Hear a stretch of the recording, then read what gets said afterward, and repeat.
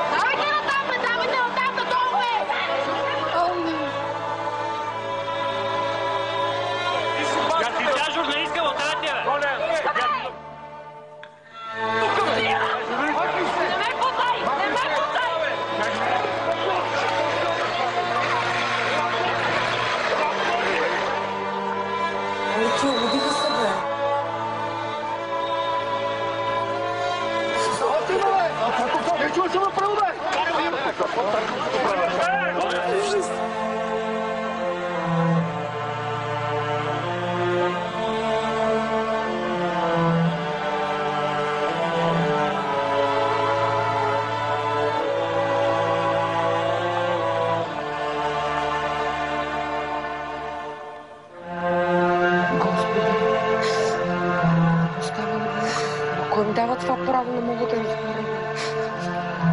Какво става навънка?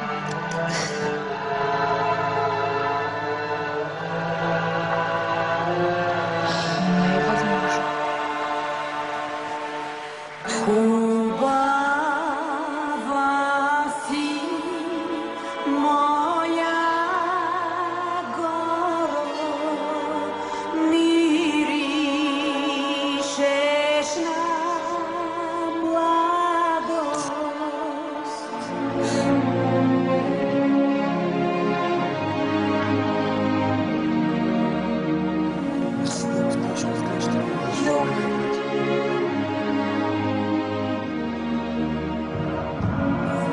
Толкова грозна картинка. Не е грозна, тъжна, не видиш. Трябва Не знам какво става. Грозна била. Това не може да е от сега. Това не може да са кадри от сега. Не, абсолютно. Сега ли? Не, това не са от сега кадри.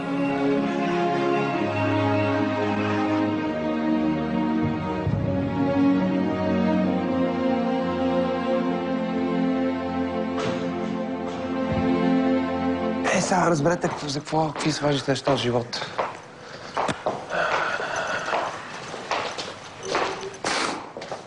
Мене бъдете ви тъпи истории.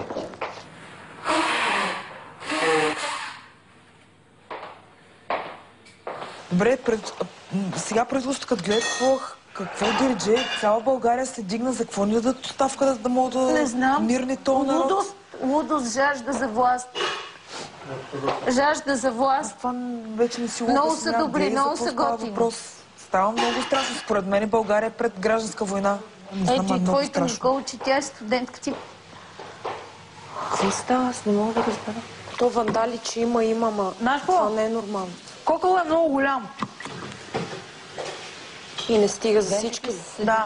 Как ще кажеш Боба и на за бъдещето на България, на И хората, за които учат Брадър, в Софийския победителя. университет и то имигрирайте.